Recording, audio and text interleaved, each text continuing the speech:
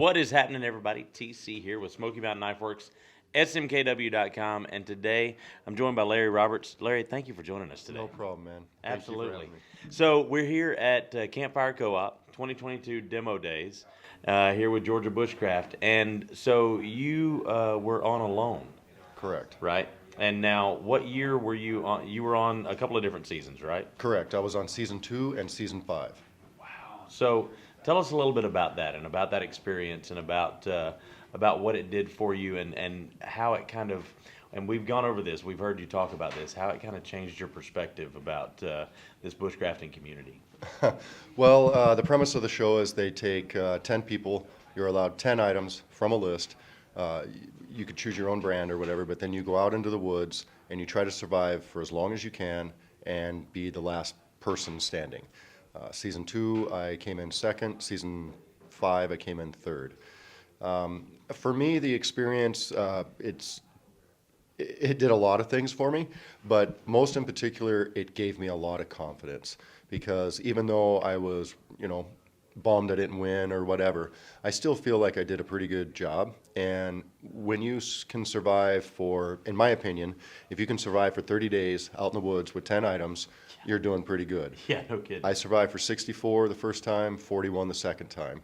So it just gives me a lot of confidence. And for me, I can usually look at a product and determine whether that will assist me in survival or bushcraft or everyday life.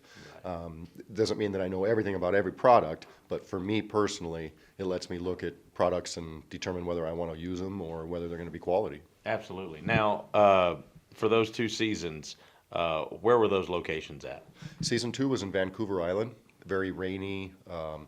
They told me that they measure the rainfall in feet, not inches. And then season 5 was in Mongolia. That is amazing. Mongolia was a sweet experience. I bet. I mean, outside of the survival aspect and just trying to get through, how was the experience as far as being able to give back to nature? It's really hard to explain. I gave a talk with Carly and oh geez, I forgot his name already, but he's here as well. But it makes you so in tune with nature that it's hard to explain. I mean, every leaf that rustles, every little breeze that blows, you're in tune with it, and you're wondering, what is that going to provide? Or what is that going to do to you? Is there weather coming to where you need to hunker down in your shelter, whatever? You get very, very in tune with nature for sure. And just to clarify, this is a situation where you are definitely alone. There's not a crew there with you that is filming you. You set up the cameras yourself and you do all of this yourself. So this is not something where, it's staged. You're actually alone and actually doing these things, correct? Absolutely. So how did this experience really change, I guess, your perspective in getting the opportunity to be back out in nature, outside of just, the survival aspect, but being, I guess, more one with nature and, I guess, seeing the beauty of it? Well, it's amazing. There's no other really opportunity that I would have been able to take off 2 months from work to just be completely immersed in nature. And, the smallest little things you notice that maybe that's your tree that you pass by every day or something that's a landmark, or you see a bald eagle fly by and you're just like, how lucky am I to see that? Or you wake up in the morning and the mountains across the ocean are covered in snow, and it's just an amazing experience. I was kind of known as the angry mouse guy or whatever, but there were a lot of very, very good times and a lot of just amazing, eye-opening experiences.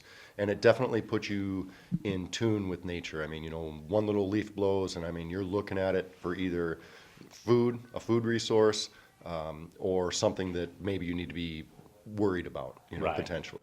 Absolutely. So one of the 10 items you picked was an LT Wright knife, and that's what you used on the show. And you've actually got one that I guess was designed for you.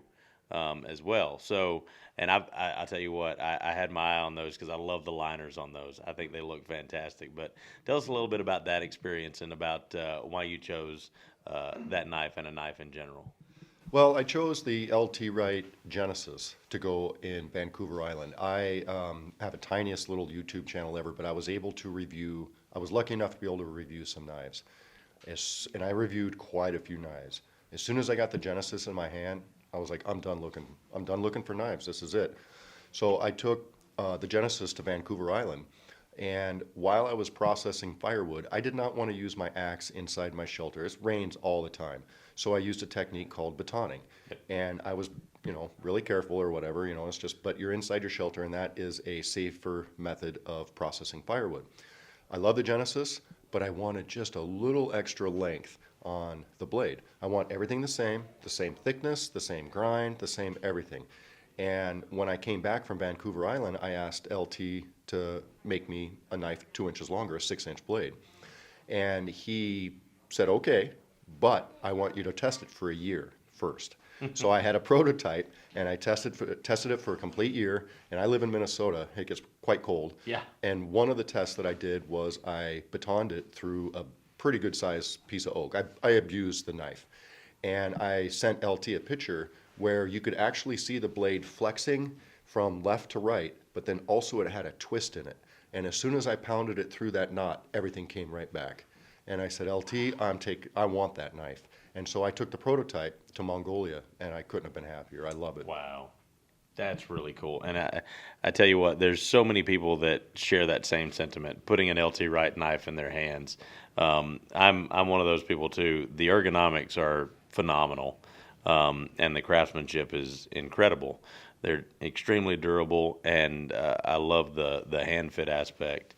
And to see how much they come in handy in a situation like this, I think that speaks volumes about the product and everything that comes from LT Wright. I've had several individual knife makers contact me, and I tell them, I'm sorry, I've got a knife maker. I can't, I feel like I would be betraying LT because he's, first of all, you're just like what you said, he's got absolute fantastic quality and absolute fantastic customer service. But he's just a good guy. Yeah. And their whole crew are just good people. Yeah. Like I said, I just feel like I'd be betraying them. Maybe a pocket knife or something like that. That's Right. great. But any fixed blade is going to be an LT. Yeah. Well, that is absolutely awesome. Larry, thank you so much for joining us. We really appreciate it. Thank you And very it's much. it's really nice to see the insight into the mind and the experience of what you gained on that show. I mean, that's phenomenal. And I tell you what, it might be difficult to say, well, I wish I could have won, but I mean, being able to live that long on your own in the wilderness, I mean, that is nothing to sneeze at all. You said 64 days and 41 days? Correct. That's insane. I mean, Thank you. I would venture to say that 98% of the population would not be able to do something like that, would not be able to come anywhere close to that. So Maybe they're a little more sane than I am. well, that argument could be made, but I think it's phenomenal. And again, thank you for joining us, and thank you for your classes. Thank you for the insight here at the Campfire Co-op and your instruction. It's greatly appreciated by people like me. I'm always loving getting the opportunity to learn at events like this from people like you that have the actual experience. Well, thank you very much. And I just want to say that I've been a customer of Smoky Mountain Knife Works since I was about 18, since I left the house. There we I've been go. having them catalogs, all that. My very first knife sharpening set, just everything. Land skis, diamond hones, everything, man. I appreciate it. That's awesome. Folks, stay tuned for more. This has been a lot of fun. Larry, again, thank you. And remember, if it cuts like an LT Wright, we carry it.